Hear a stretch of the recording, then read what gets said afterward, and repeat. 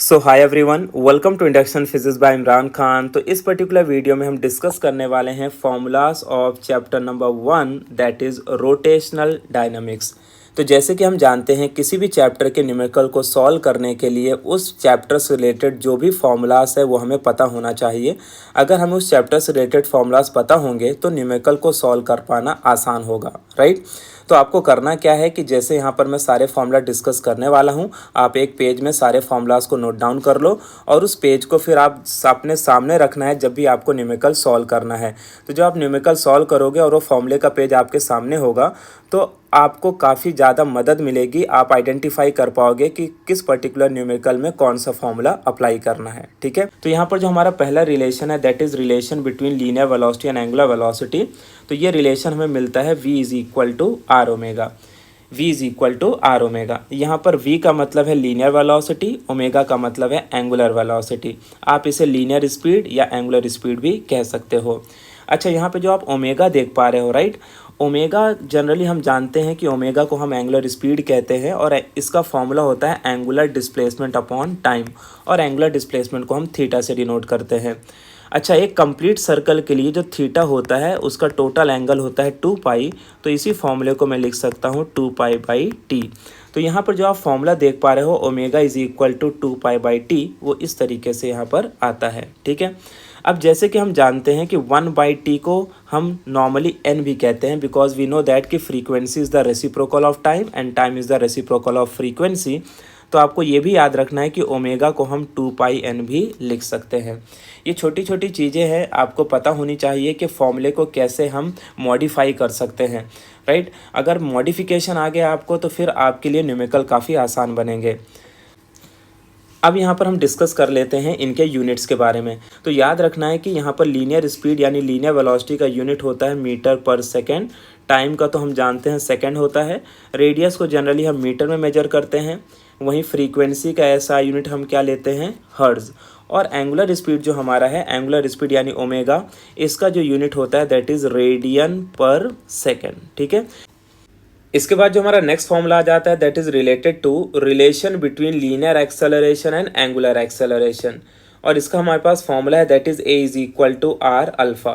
यहाँ पर ए का मतलब लीनियर एक्सेलरेशन है, अल्फा का मतलब angular acceleration and R again radius को डिफाइन करता है। वहीं अगर मैं यूनिट की बात करूँ तो लीनियर एक्सेलरेशन का ऐसा यूनिट होता है मीटर पर सेकेंड स्क्वायर और एंगुलर एक्सेलरेशन का ऐसा यूनिट होता है रेडियन पर सेकेंड स्क्वायर, ठीक है। Then our next formula is related to centripetal acceleration. तो जब भी कोई ऑब्जेक्ट सर्कुलर मोशन परफॉर्म करता है तो वहाँ पर सेंट्रीपिटल एक्सेलरेशन एक्ट होता है and this centripetal acceleration is given by the formula V square upon R. तो यानी यहाँ पे आप देख पा रहे हो कि दो फॉर्मूलाज मैंने लिखे हैं। तो पहला जो फॉर्मूला है that is in terms of linear speed और सेकंड जो फॉर्मूला है that is in terms of angular speed. तो वो पर्टिकुलर क्वेश्चन पे डिपेंड करेगा कि एंगुलर स्पीड गिवन है या लीनियर स्पीड गिवन है, उसके अकॉर्डिंग हम इन फॉर्मूलेस को एडजस्ट कर सकते हैं। तो यहाँ से यहाँ तक पहुँचने का जो रास्ता है उसके लिए बस आपको एक ही फॉर्मूला यूज़ करना है, v is equal to R omega. Then our next formula is related to time period of a body performing circular motion. तो मान लो कोई ऑब्जेक्ट है जो सर्कुलर मोशन परफॉर्म कर रहा है और मुझे ये जानना है कि एक कंप्लीट सर्कल कंप्लीट करने में उसे कितना टाइम लग रहा है। तो इसके लिए मेरे पास फॉर्मूला है that is given by formula T is equal to 2 pi R by V. जैसे कि मैं अगर आपको बताऊं कि हम जानते हैं कि जब कोई ऑब्जेक्ट स्ट्रेट लाइन पे चलता है तो उसकी स्पीड को कैलकुलेट करने का फॉर्मूला होता है डिस्टेंस अपॉन टाइम। लेकिन मान लो वही ऑब्जेक्ट अगर सर्कुलर मोशन परफॉर्म करे तो वही डिस्टेंस हमारे लिए क्या बन जाएगा, सरकमफ्रेंस, जिसे हम क्या लिख सकते हैं 2 pi R by T.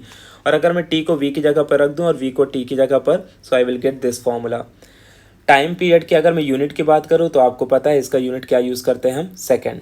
Then our next very important formula is related to centripetal force. जैसे कि हम जानते हैं कि एक सेंट्रीपिटल फोर्स होता है और एक सेंट्रीफ्यूगल फोर्स होता है। एक ऐसा फोर्स जो सर्कल के सेंटर की तरफ लगे that is called centripetal force और एक ऐसा फोर्स जो सेंटर से बाहर की तरफ लगे that is called centrifugal force. बस एक चीज़ आपको यहाँ पे याद रखना है कि चाहे सेंट्रीपिटल फोर्स हो चाहे सेंट्रीफ्यूगल फोर्स हो, दोनों का मैग्नीट्यूड में वैल्यू सेम होता है, डायरेक्शन में दोनों एक दूसरे के अपोजिट होते हैं। तो अगर मैं फॉर्मूले की बात करूँ तो यहाँ पर सेंट्रीपिटल फोर्स का फॉर्मूला बन जाता है M R omega square. M का मतलब mass of the body, R का मतलब radius and omega is the angular speed. इसी फॉर्मूले को इन टर्म्स हम लीनियर स्पीड भी लिख सकते हैं, दैट इज mv²/r। और अगेन इस फॉर्मूले से इस फॉर्मूले तक जाने का एक ही सोल्यूशन है, दैट इज v=r ओमेगा।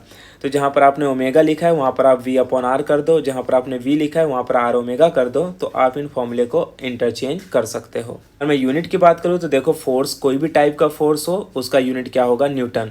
तो याद रखना है कि फॉर्मूले के मॉडिफाई होने से और टाइप्स बदलने से कभी यूनिट एंड डायमेंशन नहीं बदलते हैं। इसके बाद जो हमारा नेक्स्ट फॉर्मूला है that is related to maximum safety speed in case of curve road. जैसे कि हम जानते हैं कि जब हमारा व्हीकल किसी टर्न रोड पे मूव करता है या कर्व रोड पे मूव करता है तो वहाँ पर हमें स्पीड को स्लो डाउन करना होता है, राइट। तो यानी यहाँ पर हमें उसी सेफ्टी स्पीड के बारे में बात करना है कि मैक्सिमम हम कितना स्पीड रख के टर्न ले सकते हैं, and that is given by the formula v=√μs/g। यहाँ पर म्यूएस का मतलब होता है coefficient of static friction, R का मतलब radius of the road, and G का मतलब वही है acceleration due to gravity. G की जो आइडियल वैल्यू है वो लेना होता है 9.8 मीटर पर सेकेंड स्क्वायर। और याद रखना है कि यहाँ पर कोएफिशिएंट ऑफ स्टैटिक फ्रिक्शन को कोई यूनिट नहीं होता, right. Then our next formula is related to minimum safety speed in case of well of death. जैसे कि आप जानते हो मौत के कुआं में जब कोई व्हीकल मूव करता है तो वहाँ पर उसे मैक्सिमम स्पीड मेंटेन करने की ज़रूरत नहीं है, क्योंकि हम जानते हैं वो कितनी भी स्पीड से मूव करेगा तो नीचे नहीं गिरेगा। लेकिन अगर उसने मिनिमम स्पीड से स्पीड कम कर दिया तो नीचे स्लिप होकर गिर सकता है। तो इस केस में कितनी मिनिमम सेफ्टी स्पीड हमें मेंटेन करना चाहिए उसका फॉर्मूला यहाँ पर हमें मिलता है, दैट इज़ v min=√rg/μs। तो यहाँ पर अगेन r का मतलब रेडियस हो गया, g का मतलब acceleration due to gravity, and mu s is the coefficient of static friction. Okay, तो ये फॉर्मूला जो हमारा ऊपर वाला था that is for the maximum safety speed, and this formula is for the minimum safety speed. Then next formula is maximum safety speed in case of curved banked road. जैसे कि आप जानते हो कि रोड दो तरह की होती है। एक रोड होती है जिसे हम कर्व्ड हॉरिजॉन्टल रोड कहते हैं, यानी सीधी रोड आगे जाके टर्न ले ले तो उसे हम बोलते हैं कर्व्ड हॉरिजॉन्टल रोड। और एक रोड वो होती है जिसे हम बोलते हैं curved banked road. Banked road में क्या होता है, एक एंड थोड़ा उठा हुआ होता है और एक एंड नीचे दबा हुआ होता है, राइट। तो उससे क्या होता है कि वहाँ पर बीच में एक एंगल क्रिएट होता है जिसे हम एंगल ऑफ बैंकिंग भी कहते हैं। तो अगर मान लो कि रोड हमारी कुछ इस तरीके से है, लेट से कि देखो ये हॉरिजॉन्टल रोड है और ये मैंने बैंक्ड रोड बना दिया और ये थीटा एंगल से बैंक्ड हो गई, और अब यहाँ पर हमारा व्हीकल है। तो अब यहाँ पर अगर व्हीकल यानी आगे के डायरेक्शन में मूव करेगा तो अब इसे मिनिमम स्पीड भी मेंटेन करने की ज़रूरत पड़ेगी और इसे मैक्सिमम स्पीड भी मेंटेन करने की ज़रूरत पड़ेगी, क्योंकि अगर ये मिनिमम स्पीड मेंटेन नहीं करेगा तो स्लिप होकर नीचे आ सकता है, और अगर ये मैक्सिमम स्पीड मेंटेन नहीं करेगा तो स्किड ऑफ हो सकता है। तो इस केस में हमें यहाँ पर मैक्सिमम और मिनिमम दोनों का फॉर्मूला डिस्कस करना है। तो सबसे पहले आप यहाँ पर देख पा रहे हो formula for maximum speed, that is v max=√rg in the bracket tan theta plus μs upon 1 minus μs tan theta. यहाँ पर याद रखना है कि थीटा जो है वह एंगल ऑफ बैंकिंग को रिप्रेजेंट करता है और μs वही कोएफिशिएंट ऑफ स्टैटिक फ्रिक्शन है। वहीं अगर मैं मिनिमम स्पीड की बात करूँ तो इसमें कुछ नहीं करना है, थोड़ा सा इसमें करेक्शन है। जो फॉर्मूला आप देख पा रहे हो इसको बस इस तरीके से लिखना है, दैट इज़ v min=√ऑफ, ये क्या हो जाएगा, √rg in the bracket, and this will be tan theta minus μs upon 1 plus μs tan theta. ठीक है, यानी कुछ नहीं करना है, जो आपकी मैक्सिमम स्पीड है और जो आपकी मिनिमम स्पीड है बस दोनों में साइन का ही डिफरेंस है। तो यहाँ पर हमने दोनों स्पीड देख लिया, maximum safety speed as well as minimum safety speed in case of curved road. अब बात आती है कि भाई मिनिमम सेफ्टी स्पीड, मान लो मैंने बोला कि इस रोड की मिनिमम सेफ्टी स्पीड है 20 मीटर पर सेकेंड, तो आपकी स्पीड 20 मीटर पर सेकेंड से कम नहीं होनी चाहिए। मैंने बोला कि उस रोड की जो मैक्सिमम सेफ्टी स्पीड है वो है 100 मीटर पर सेकेंड, मतलब कि आपकी जो व्हीकल है उसका स्पीड 100 मीटर पर सेकेंड से ज़्यादा नहीं होना चाहिए। तो बीच में एक निकल के आती है ऑप्टिमम स्पीड। ऑप्टिमम स्पीड को बोलते हैं best speed to derive vehicle on a banked road, या इसे हम कई बार रिकमेंडेड स्पीड भी कहते हैं। जैसे कि आप हाईवेज वगैरह में जाते हो, टर्न वगैरह आते हैं तो वहाँ पर बोर्ड लगे होते हैं कि इतने स्पीड से आपको आगे चलना है, right. So the most safety speed in case of banked road, जिसे मैं ऑप्टिमम स्पीड भी कहता हूँ, और इसका फॉर्मूला है v0 = √rg tan थीटा। क्या है, v0 = √rg tan थीटा। इस केस में यहाँ पर हम ऐसा मान के चलते हैं कि μs की जो वैल्यू है दैट इज इक्वल टू 0। तो जो ऊपर आप 8 और 9th वाला फॉर्मूला देख रहे हो, अगर यहाँ पर आप μs की वैल्यू 0 रखोगे तो ऑटोमेटिकली आपको ये फॉर्मूला मिल जाएगा। देन हमारा next formula is related to conical pendulum. तो जैसे कि हम जानते हैं कॉनिकल पेंडुलम में क्या बनता है, कोन बनता है, और वहाँ पर हम देखते हैं कि जो बॉब होता है, राइट, जैसे कि आप देख पा रहे हो ये हमारे पास एक रिजिड सपोर्ट है, ये स्ट्रिंग हो गया और उसमें मैंने ये बॉब लगा दिया। तो ये बॉब क्या करता है, हॉरिजॉन्टल सर्कल परफॉर्म करता है, जबकि ये जो स्ट्रिंग है ये कोन बनाती है, राइट, स्ट्रिंग क्या बनाती है, कोन। तो यहाँ पर जब ये बॉब घूमेगा और हॉरिजॉन्टल सर्कल फॉर्म करेगा तो इसका वेलोसिटी का फॉर्मूला होता है v is equal to root of R G tan theta in terms of linear speed and omega is equal to root of G upon H in terms of angular speed. यहाँ पर याद रखना है कि h जो है basically ये height of conical pendulum को डिफाइन करता है, ठीक है। और इसके बाद हम कॉनिकल पेंडुलम से रिलेटेड कुछ और फॉर्मूला डिस्कस करते हैं, that is related to time period of conical pendulum. देखो time period of conical pendulum का सिंपल सा फॉर्मूला यहाँ पर गिवन है, that is T is equal to 2 pi root of L cos theta by G, ठीक है। यहाँ पर एल का मतलब होता है length of the conical pendulum, G का मतलब एक्सेलरेशन ड्यू टू ग्रेविटी, ठीक है। अब यहाँ पर याद रखना है कि मान लो अगर एंगल बहुत स्मॉल है या अगर थीटा की वैल्यू क्या हो 0 डिग्री हो, या ऐसा भी हो सकता है कि थीटा इज़ वेरी स्मॉल, तो ऐसे केस में टाइम पीरियड का फॉर्मूला हम लिखते हैं T is equal to 2 pi root of L by G, ठीक है, ओके। अगर मैं फ्रीक्वेंसी के फॉर्मूले को यहाँ पर डिफाइन करूँ तो देखो फ्रीक्वेंसी जैसे कि हम जानते हैं frequency is the reciprocal of time and time is the reciprocal of frequency. तो देखो फ्रीक्वेंसी के लिए आपको फॉर्मूला अलग से याद करने की ज़रूरत नहीं होनी चाहिए, आप खाली टाइम पीरियड का फॉर्मूला याद रखो और उस टाइम पीरियड के फॉर्मूले को जस्ट उल्टा कर दोगे तो वो किसका फॉर्मूला बन जाएगा, फ्रीक्वेंसी का। अगेन फ्रीक्वेंसी का यूनिट हर्ट्ज होता है, तो इसमें ऐसी कोई नई क्वांटिटीज़ नहीं है जिनके यूनिट्स मुझे अलग से बताने पड़े। देन इसके बाद अब हम आ जाते हैं अपने सबसे मोस्ट इंपॉर्टेंट टॉपिक पर, that is related to vertical circular motion, ठीक है। आपने जाइंट व्हील देखा होगा या जाइंट व्हील में कभी आप बैठे होगे, झूला झूले होगे, राइट, तो उस चीज़ को यहाँ पर फील करना है, ठीक है, ओके। तो अगर मैं वर्टिकल सर्कुलर मोशन की बात करूँ तो देखो यहाँ पर वर्टिकल सर्कुलर मोशन में टोटल यहाँ पर एक पॉइंट आपको दिखाई दे रहा है, ए पॉइंट जिसे मैं हाईएस्ट पॉइंट कहता हूँ, बी पॉइंट को लोवेस्ट पॉइंट कहते हैं और सी पॉइंट को मिडवे पॉइंट कहते हैं, right, okay.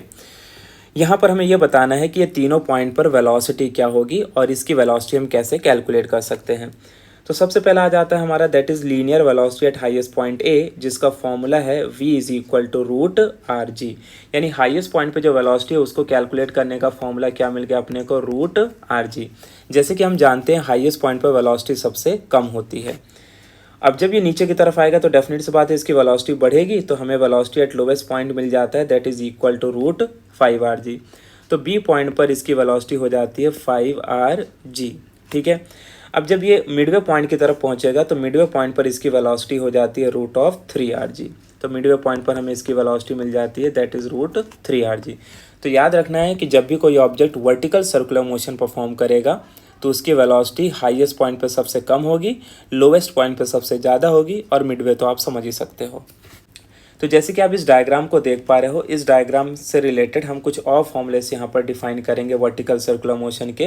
Total energy of a particle in vertical circular motion. वैसे तो इस फॉर्मूले से रिलेटेड कोई गिवन क्वेश्चन नहीं है, ना तो एक्सरसाइज में ना तो सॉल्व एग्जाम्पल में, बट फिर भी आपको ये पता होना चाहिए कि जब कोई object vertical circular motion perform करता है तो उसके हर एक पॉइंट पर टोटल एनर्जी का सम क्या होगा। तो टोटल एनर्जी का एडिशन याद रखना है that is equal to 5/2 mgr। देखो एक और मैं बात बता दूं, ये एक ऐसा चैप्टर है जहाँ पे नंबर ऑफ फॉर्मूलेस थोड़े ज़्यादा हैं, इसीलिए आप ये देखते हो कि एंट्रेंस में इस पर्टिकुलर चैप्टर से, खास तौर से सीटी की अगर मैं बात करूँ तो एमएसटी सीटी में इस पर्टिकुलर टॉपिक से 4 से 5 क्वेश्चन पूछे जाते हैं, जबकि हर एक चैप्टर से 1 या 2 ही क्वेश्चन पूछे जाते हैं।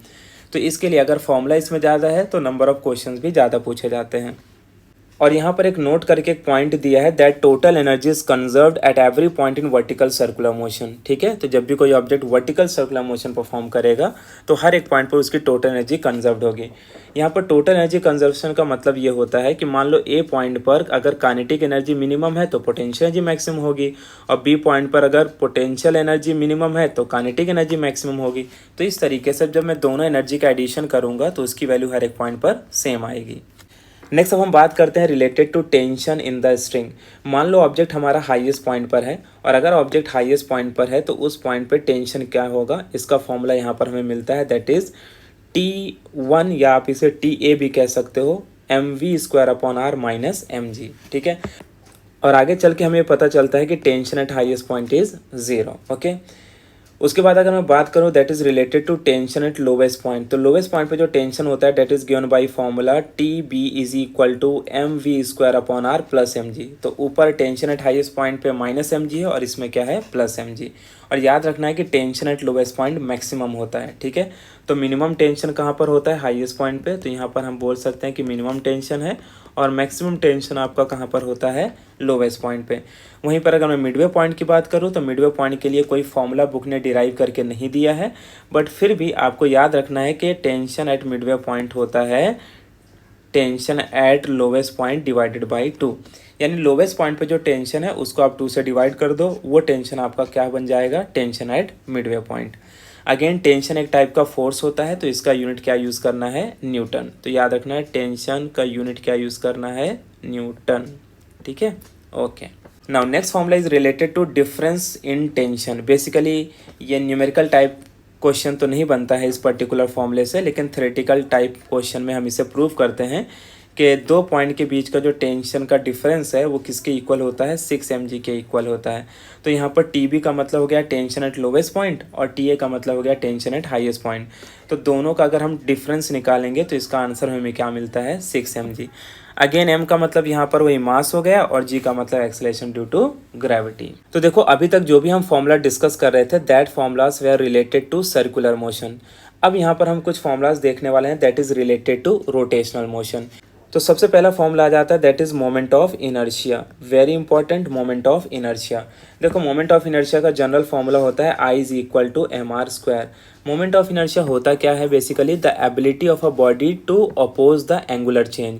ओके, यहाँ पर देखो जो आर स्क्वायर है, basically R square is nothing but the square of perpendicular distance from axis of rotation. Okay, next formula that is related to moment of inertia only, that is radius of gyration. ठीक है, radius of gyration या radius of gyration जो भी आप बोलो, और इसका formula होता है I is equal to M K square.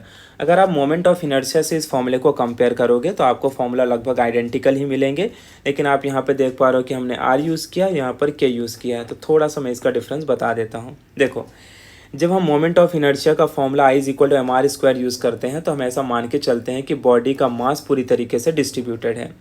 लेकिन जब मैं रेडियस ऑफ जायरेशन के यूज़ करता हूँ आर की जगह पर, तो मैं ऐसा मान के चलता हूँ कि बॉडी का मास किसी एक पॉइंट पर कॉन्सनट्रेटेड है। ठीक है, यानी इस तरीके से। तो ये वाला जो डिस्टेंस अब यहाँ से यहाँ तक, इसे मैं क्या बोलूँगा, के बोलूँगा। और वहीं अगर बॉडी का मास पूरी तरीके से डिस्ट्रीब्यूटेड होगा तो फिर उसी डिस्टेंस को हम यहाँ पर क्या बोलेंगे, आर बोलेंगे। इस फॉर्मूले को थोड़ा सा और मॉडिफाई करूँगा तो रेडियस ऑफ गायरेशन का मुझे फॉर्मूला मिल जाएगा that is I upon M. तो आई का मतलब यहाँ पर मोमेंट ऑफ इनर्शिया है और एम का मतलब मास ऑफ द बॉडी। वहीं अगर मैं रेडियस ऑफ जायरेशन की यूनिट की बात करूँ तो इसका ऐसा यूनिट क्या होता है, मीटर। और अगर मोमेंट ऑफ इनर्शिया की बात करूँ यूनिट की, तो इसका यूनिट होता है kg मीटर स्क्वायर। ठीक है, now the next formula is related to kinetic energy of rotating body. देखो जब भी कोई बॉडी रोटेट करेगी तो डेफिनेट सी बात है उसके पास कुछ ना कुछ वेलोसिटी होगी, और मास तो ऑलरेडी उसके पास है, और मास इंटू वेलोसिटी के कॉम्बिनेशन से क्या बन जाएगा, काइनेटिक एनर्जी। तो किसी भी रोटेटिंग बॉडी का जो काइनेटिक एनर्जी होता है उसका फॉर्मूला होता है हाफ आई ओमेगा स्क्वायर। ठीक है, जस्ट लाइक आपको पता है कि जब कोई बॉडी स्ट्रेट लाइन पे चलती है तो उसके काइनेटिक एनर्जी का फॉर्मूला होता है that is half M V square. तो काफ़ी मिलता जुलता फॉर्मूला यहाँ पर आप देख पा रहे हो, राइट। ओके, यहाँ पर I again moment of inertia को डिफाइन करता है और ओमेगा का मतलब एंगुलर वेलोसिटी है। अच्छा, एक और बात बता दूँ, एनर्जी का यूनिट हमेशा याद रखना है, एनर्जी का यूनिट क्या होता है, जूल। एनर्जी का यूनिट होता है जूल। जस्ट लाइक फोर्स का यूनिट न्यूटन होता है, एनर्जी का यूनिट जूल होता है। और याद रखना है कि फॉर्मूले के मॉडिफाई होने से या तो टाइप बदलने से यूनिट एंड डायमेंशन नहीं बदलते हैं। तो एनर्जी कोई भी टाइप की हो, हर टाइप का एनर्जी का यूनिट क्या होगा, जूल। इसके बाद जो हमारा नेक्स्ट फॉर्मूला है that is related to torque acting on a rotating body. मान लो कोई बॉडी है जो रोटेट कर रही है तो उस पर कितना टॉर्क लग रहा है, अगर मुझे उसका फॉर्मूला कैलकुलेट करना है तो इसका फॉर्मूला होता है T is equal to I alpha. ठीक है, देखो जब बॉडी स्ट्रेट लाइन पे चलती है तो मैं बोलता हूँ कि उस पर फोर्स लग रहा है और फोर्स का फॉर्मूला होता है मास इंटू एक्सेलरेशन। लेकिन अगर वही बॉडी रोटेट करने लग जाए तो फिर वहाँ पर मैं बोलता हूँ कि टॉर्क लग रहा है और इसका फॉर्मूला होता है आई अल्फा। तो जब कोई बॉडी स्ट्रेट लाइन पे चलती है तो उसका इनर्शिया मास पे डिपेंड करता है, और जब कोई बॉडी घूमती है तो उसका इनर्शिया आई पे डिपेंड करता है। तो टाउ यहाँ पर मतलब टॉर्क है, और टॉर्क का यूनिट मैं आपको बता देता हूँ, इसका यूनिट होता है न्यूटन मीटर। तो याद रखना टॉर्क का ऐसा यूनिट क्या है, न्यूटन मीटर। अल्फा तो आप जानते हो एंगुलर एक्सेलरेशन होता है, और आई मतलब मोमेंट ऑफ इनर्शिया। इसके बाद जो हमारा नेक्स्ट फॉर्मूला है that is related to angular momentum acting on a rotating body. देखो जब भी कोई बॉडी रोटेट करती है तो उसका एंगुलर मोमेंटम क्या होगा। जैसे कि हम लीनियर मोमेंटम का फॉर्मूला जानते हैं, अगर कोई बॉडी मान लो कि स्ट्रेट लाइन पे चल रही है तो उसके लीनियर मोमेंटम का फॉर्मूला होता है मास इनटू वेलोसिटी। लेकिन अगर वही बॉडी घूमने लग जाए तो फिर मैं उसे क्या बोलूँगा, एंगुलर मोमेंटम, और इसका फॉर्मूला होता है आई ओमेगा। तो देखो अगेन, जब बॉडी स्ट्रेट लाइन पे चलती है तो उसका इनर्शिया मास पे डिपेंड करता है, और जब बॉडी घूमती है तो उसका इनर्शिया आई पे डिपेंड करता है। जब कोई बॉडी स्ट्रेट लाइन पे चलती है तो वी वेलोसिटी से चलती है, और जब कोई बॉडी घूमती है तो ओमेगा वेलोसिटी से घूमती है। तो काफ़ी सिमिलैरिटीज़ होती हैं फॉर्मूले में, यानी कि जब हम लीनियर मोशन पढ़ते हैं और जब हम एंगुलर मोशन पढ़ते हैं तो बहुत सारे हमारे ऐसे फॉर्मूलाज हैं जो बहुत एक दूसरे से रिलेट करते हैं। इसके बाद जो हमारा नेक्स्ट फॉर्मूला है that is related to theorem of parallel axis. Theorem of parallel axis का कॉन्सेप्ट बेसिकली क्या है। देखो इससे पहले जो भी हम फॉर्मूलाज देख रहे थे ये सारे फॉर्मूला इंटर रिलेट करते हैं। अगर मान लो कि जो एक्सिस है, मान लो ये हमारे पास बॉडी है, अगर बॉडी का एक्सिस उसके सेंटर से पास हो रहा हो तो फिर जो हमने फॉर्मूला अभी तक पढ़े हैं kinetic energy, angular momentum, torque वाले, ये सारे फॉर्मूला वैलिड हैं। लेकिन अगर मान लो कि बॉडी के एक्सिस उसके सेंटर से पास ना होके किसी दूसरे पॉइंट से पास हो रहा हो और बॉडी इस पॉइंट के अबाउट रोटेट कर रही हो, तो ऐसे कंडीशन पे हमें इस पॉइंट के अबाउट, लेट से मैं ये पॉइंट बोल देता हूँ ओ पॉइंट, इस पॉइंट के अबाउट अगर मुझे मोमेंट ऑफ इनर्शिया निकालना है तो फिर मैं थियरम ऑफ पैरेलल एक्सिस का यूज़ करता हूँ, जहाँ पर ये दोनों एक्सिस के बीच के डिस्टेंस को h मान लेते हैं, राइट। ओके, तो याद रखना है थियरम ऑफ पैरेलल एक्सिस का यूज़ हम कब करते हैं, जब बॉडी का एक्सिस उसके सेंटर से ना पास होके किसी दूसरे पॉइंट से पास हो रहा हो, तो वहाँ पर हम उस पर्टिकुलर बॉडी का उस एक्सिस के अबाउट रोटेट करने के लिए जो इनर्शिया है, उस इनर्शिया को हम इस फॉर्मूले से कैलकुलेट कर सकते हैं। और इसका फॉर्मूला होता है I naught is equal to I C plus M H square. तो आई नॉट का मतलब हो गया moment of inertia about that axis, जिस एक्सिस के अबाउट वो रोटेट कर रहा है, और आई सी का मतलब हो गया moment of inertia passing through centre axis, और एच तो हम जानते हैं distance between the two parallel axis. इसके बाद जो हमारा नेक्स्ट फॉर्मूला है that is related to theorem of perpendicular axis. Overall अगर मैं आपको बात बताऊं तो थियरम ऑफ परपेंडिकुलर एक्सिस से रिलेटेड बोर्ड एग्जाम में तो कोई ऐसे न्यूमेरिकल नहीं पूछे जाते हैं, एंट्रेंस के लिए आपको याद रखना है। तो ये फॉर्मूला याद रखो, that is I Z is equal to I X plus I Y. सबसे पहले तो आपको याद रखना है कि थियरम ऑफ पैरेलल एक्सिस सिर्फ और सिर्फ प्लेन लैमिनर बॉडी पर ही एक्ट होता है। किस पे एक्ट होता है, laminar body, plane laminar body पे, ठीक है। और ये हमें ये बताता है कि moment of inertia about any axis is equal to sum of moment of inertia about two mutually perpendicular axis. तो मान लो कि अगर कोई बॉडी जेड एक्सिस के अबाउट रोटेट कर रही है तो उस पॉइंट पे जो उसका मोमेंट ऑफ इनर्शिया होगा वो दोनों एक्सिस एक्स और वाई एक्सिस के इनर्शिया के सम के बराबर होगा। नाउ अब यहाँ पर हम कुछ चीज़ें डिस्कस करने वाले हैं, that is moment of inertia for some symmetrical shape objects. यानी यहाँ पर बेसिकली जैसे कि आप जानते हो कि अलग अलग टाइप के शेप ऑफ ऑब्जेक्ट के लिए मोमेंट ऑफ इनर्शिया डिफरेंट होता है।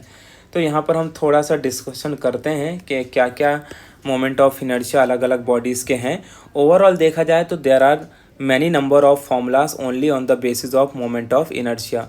कुछ 18 से 20 फॉर्मूले आपको मिल जाएंगे सिर्फ इसी टॉपिक से रिलेटेड, लेकिन यहाँ पर मैंने कुछ इंपॉर्टेंट फॉर्मूलाज लिखे हैं, 7 से 8 फॉर्मूलाज, इनको ही आपको याद रखना है, ठीक है।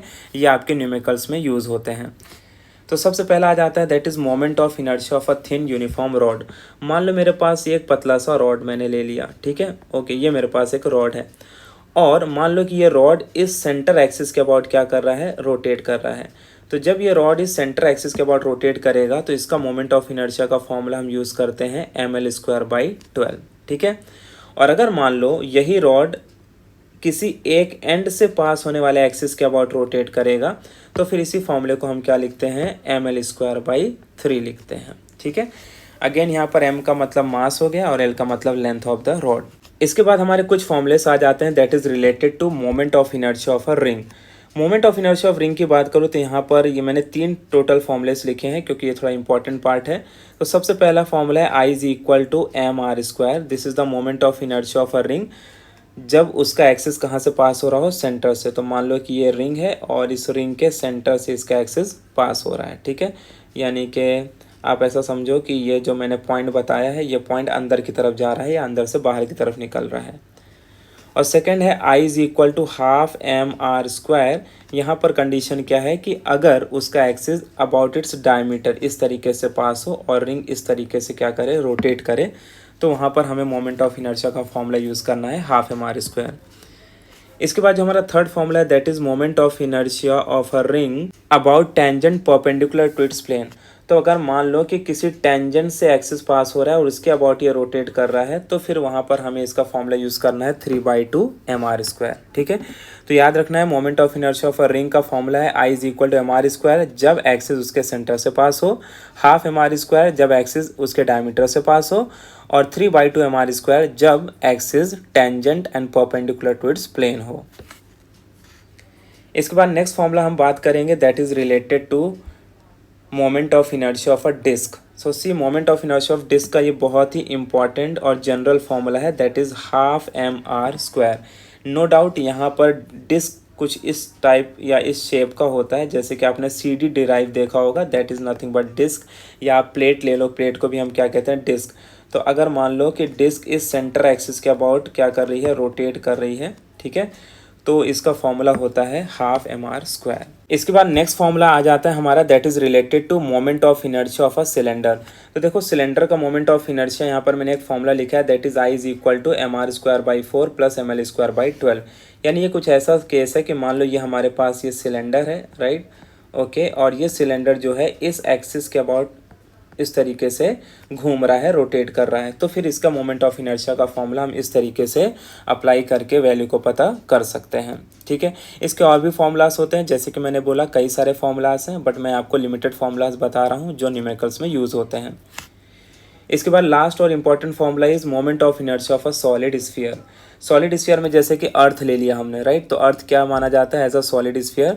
तो अर्थ का मोमेंट ऑफ इनर्शिया होता है 2/5 एम आर स्क्वायर। यानी इन शॉर्ट कहने का मतलब है कि सॉलिड स्फीयर का मोमेंट ऑफ इनर्शिया होता है 2/5 एम आर स्क्वायर। ओके, अगर इसका एक्सिस कहाँ से पास हो, इसके डायमीटर से, क्योंकि देखो अगर सॉलिड स्फीयर में इमेजिन करो तो कुछ इस तरह का होगा, राइट, और मान लो इस एक्सिस के अबाउट कोई चीज़ रोटेट कर रही है, तो ये बेसिकली इसका एक्सिस कहाँ से पास हो रहा है, डायमीटर से। तो उस टाइम पर आपको फॉर्मूला यूज़ करना है 2/5 एम आर स्क्वायर, ठीक है। तो ये जो मैंने यहाँ पर आपको फॉर्मूलाज बताए हैं related to moment of inertia, इन्हें आपको याद रखना है। इसके बाद जो हमारा नेक्स्ट फॉर्मूला है that is related to conservation of angular momentum. जैसे कि हम जानते हैं कि एंगुलर मोमेंटम का फॉर्मूला होता है आई ओमेगा। क्या फॉर्मूला होता है, आई ओमेगा। तो अगर मैं कंपैरिजन करूंगा तो इस फॉर्मूले को लिख सकता हूँ I1 omega 1 is equal to I2 omega 2। मान लो कई बार ऐसा होगा कि आपको एंगुलर स्पीड गिवन नहीं होगा, तो फिर आप इसको थोड़ा मॉडिफाई कर सकते हो और लिख सकते हो ओमेगा की जगह पर 2πN1 2πN2। तो 2π से 2π will get cancel, so simply you will get the formula I1N1 is equal to I2N2, correct, okay. Now at last we are going to discuss about the kinematical equations, right. ये kinematical equation ऐसे equation है ना भाई कि कहीं पे किसी भी चैप्टर पे लगते हैं ये, तो इनको अच्छे से याद रखना है, ठीक है। तो काइनेमेटिकल इक्वेशन में यहाँ पर मैंने डिस्टिंग्विश किया है एक तरीके से आप बोल सकते हो, that is in between terms of linear motion, और दूसरा क्या है यहाँ पर हमारे पास एंगुलर मोशन, या उसी को जो हम सर्कुलर या रोटेशनल मोशन कहते हैं। तो ये वाले तो लीनियर मोशन आपको पहले से भी पता है, राइट, कि जब भी कोई ऑब्जेक्ट स्ट्रेट लाइन पे चलता है तो उसके जो इक्वेशन ऑफ मोशन होते हैं उसमें पहला इक्वेशन ऑफ मोशन है v is equal to u plus a t, right. दूसरा इक्वेशन है s is equal to u t plus half a t square, और तीसरा इक्वेशन मिल जाता है v square is equal to u square plus 2as। अब now इसी चीज़ को हम in terms of angular motion कैसे लिख सकते हैं, तो हमें एक्स्ट्रा याद करने की ज़रूरत नहीं है, जस्ट सी द मॉडिफिकेशन। जब बॉडी स्ट्रेट लाइन पे चलती है तो उसकी फाइनल वेलोसिटी को हम v से डिनोट करते हैं, और जब कोई बॉडी घूमती है तो उसकी फाइनल वेलोसिटी को हम ओमेगा एंगुलर स्पीड कहते हैं। उसी तरीके से जब कोई बॉडी स्ट्रेट लाइन पे चलती है तो उसके लीनियर वेलोसिटी को हम u से डिनोट करते हैं, और यहाँ पर उसकी वेलोसिटी को हम ओमेगा नॉट से डिनोट करते हैं। a फॉर लीनियर एक्सेलरेशन होता है और यहाँ पर अल्फा फॉर एंगुलर एक्सेलरेशन। तो जैसे कि आप देख पा रहे हो खाली डिनोशन बदले हैं, बाकी सारी चीज़ें वही हैं। और इसी फॉर्मूले को इन टर्म्स ऑफ अगर मुझे थीटा लिखना हो तो एस को मैं रिप्लेस करूँगा थीटा से, बाकी सारे टर्म्स को रिप्लेस करके हम इस तरीके से काइनेमेटिकल इक्वेशन बना सकते हैं इन टर्म्स ऑफ सर्कुलर या rotational motion. So these are the overall formulas from this chapter. इन फॉर्मूलेस को आप अच्छे से नोट डाउन करो और देन जैसे कि मैंने स्टार्टिंग में बताया था उसी के अकॉर्डिंग आप अपने न्यूमेरिकल्स को सॉल्व करो।